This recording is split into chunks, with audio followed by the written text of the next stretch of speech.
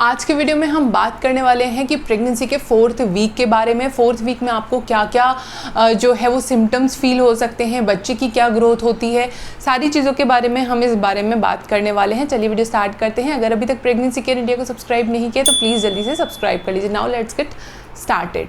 तो देखिए, सबसे पहली बात करते हैं कि 4th वीक में क्या आपको प्रेगनेंसी का पता चलता है।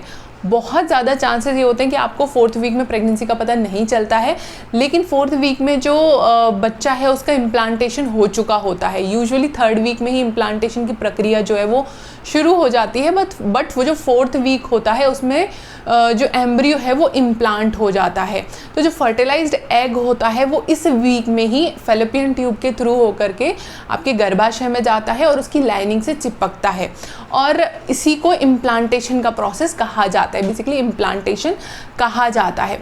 इस समय पे ज़्यादातर महिलाओं को प्रेगनेंसी का पता नहीं चल पाता है, लेकिन अगर आपकी प्लान्ड प्रेगनेंसी है तो आप इस समय पे भी टेस्ट करके देख सकते हैं। कई सारी लेडीज ऐसी भी होती हैं जिनका HCG लेवल जो है वो 4th वीक पे भी फ्लक्चुएट करने लगता है और उनको प्रेगनेंसी टेस्ट जो है वो पॉजिटिव मिल जाता है। वहीं ऑन द अदर हैंड बहुत सारी लेडीज ऐसी हैं, प्लान्ड भी होता है लेकिन वो प्रेगनेंसी टेस्ट भी करती हैं पर उनका नेगेटिव आता है। इसीलिए आपको बहुत जल्दबाजी भी नहीं करनी चाहिए प्रेगनेंसी टेस्ट करने में, क्योंकि आपके HCG लेवल जो है वो बहुत ज़्यादा जो है इस वीक पे फ्लक्चुएट नहीं करते।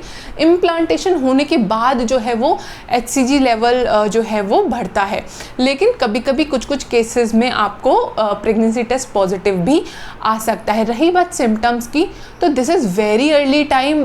बहुत ही ज़्यादा जल्दी समय है किसी भी सिम्टम्स को नोटिस कर पाना, लेकिन कुछ फीमेल्स की बॉडी इतनी ज़्यादा सेंसिटिव होती है कि they are able to feel those symptoms, जैसे कि नोजिया हो सकता है, और सबसे बड़ा जो सिम्टम्स अर्ली प्रेगनेंसी में फील होता है दैट इज़ टायर्डनेस। आपको बहुत ज़्यादा थकान जल्दी महसूस होगी। थोड़े काम करने पे ही ना आपको बहुत ज़्यादा ऐसा लगेगा कि यार I need to take a break at least for 5 minutes. तो ऐसा होता है 4th वीक पे। लेकिन ज़रूरी नहीं है कि आपको ये सिम्टम्स फील हो। ऑल्दो काफ़ी सारी लेडीज़ को ब्रेस्ट टेंडरनेस और उसके बाद में नोजिया, इस तरीके की प्रॉब्लम्स भी देखने को मिलती हैं, बट वो बहुत ही कम परसेंटेज ऑफ प्रेग्नेंट वीमेन को होता है। तो अभी बात करें ना कि 4th वीक पे बच्चे की ग्रोथ क्या होती है, तो बच्चे की ग्रोथ तो बहुत कम होती है। 0.2 to 0.4 mm के साइज़ के बराबर बच्चे का साइज़ होता है, ऑलमोस्ट ऑरेंज के सीड जितना। बेसिकली इस वीक में आपके बच्चे का सिर्फ इतना ग्रोथ होती है कि वो फैलोपियन ट्यूब से जाके आपके यूट्रस में चिपक जाता है, आपके जो यूट्राइन लाइन होती है वहाँ पे चिपक जाता है, और इस समय पे आपको थोड़ी सी ब्लीडिंग भी महसूस हो सकती है because of that implantation.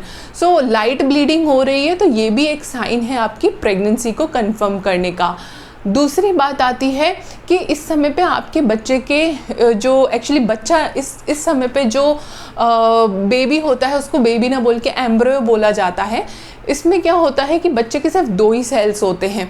2 sales से क्या होता है, एक सेल जो होता है उससे बच्चे का डेवलपमेंट होता है, और जो दूसरा सेल होता है उससे प्लेसेंटा बनती है। अब प्लेसेंटा जो होती है वो आपके बच्चे को सारे न्यूट्रिएंट्स पहुंचाने में हेल्प करती है, सारे पोषक तत्व जो है वो प्लेसेंटा ही पहुंचाती है। इसीलिए बच्चे का डेवलपमेंट तो ज़रूरी है ही, साथ साथ प्लेसेंटा का डेवलपमेंट भी बहुत ज़्यादा ज़रूरी है।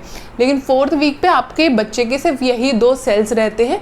आगे आने वाले 5th वीक पे बच्चे के बाकी के ऑर्गन्स जो है इन सेल से डिवाइड होते होते बाकी के ऑर्गन्स और पूरी बॉडी पार्ट बनती है। अगर आपको थोड़ा भी लगता है कि आप प्रेग्नेंट हैं या फिर आपकी प्लान्ड प्रेगनेंसी है, तो आपको कुछ बातें ज़रूर ध्यान रखनी है, जैसे कि आपने प्रीनेटल वाइटामिन्स का ज़रूर इनटेक करना है। बिफोर इवन द प्रेगनेंसी आपको प्रीनेटल वाइटामिन्स का कंजम्पशन ज़रूर करना है। इससे एक तो आपको कंसीव करने में भी बहुत आसानी रहती है, प्लस आपका जो एग है उसकी क्वालिटी बढ़ती है, जिससे कि हेल्दी बच्चे को आप कंसीव करते हैं। तो प्रीनेटल वाइटामिन्स आपको अच्छे से लेने हैं। आपको डाइट जो है वो बैलेंस होनी चाहिए। आपकी डाइट में प्रोटीन, फैट्स, कार्ब्स, सब तरीके की चीज़ें जो है वो होनी चाहिए, सारे न्यूट्रिएंट्स होने चाहिए। इसके साथ साथ आपको ना मतलब एक्टिव रहना है, हल्की फुल्की एक्सरसाइजेस करते रहना है। वॉकिंग हो गया, दिन भर के काम होते हैं वो आपको करते रहना है। और अगर आप कोई नई रिजीम स्टार्ट कर रहे हैं एक्सरसाइज की, कोई नया रूटीन एक्सरसाइज का स्टार्ट कर रहे हैं, उससे पहले आप अपने डॉक्टर से एक बार ज़रूर कंफर्म कर लीजिएगा कि इज़ इट सेफ़ और नॉट, बिकॉज जो पहले 3 महीने होते हैं दैट इज़ वेरी क्रूशियल। आपको अपने बच्चे का भी ध्यान रखना होता है, अपनी बॉडी का भी ध्यान रखना होता है। So it is very important कि आप अपने पूरे दिन में क्या कर रहे हैं, कैसी एक्सरसाइज कर रहे हैं, कैसा खान पान आपका है। साथ ही साथ जितने भी हार्मफुल सब्सटेंसेस हैं उनसे आपने दूर रहना है। आपको पता है कि अगर आप प्रेग्नेंट होने का ट्राई कर रहे हैं तो आपने अल्कोहल, स्मोकिंग या फिर एक्सेसिव कैफीन का इंटेक भी नहीं करना है। तो चलिए मिलते हैं अब अगले वीक पे कि अगले वीक में आपके बच्चे की क्या क्या ग्रोथ होगी और आपको क्या क्या सिम्टम्स देखने को मिल सकते हैं। चलिए मैं मिलती हूँ अगले वीडियो में, तब तक ले बाय एंड टेक केयर।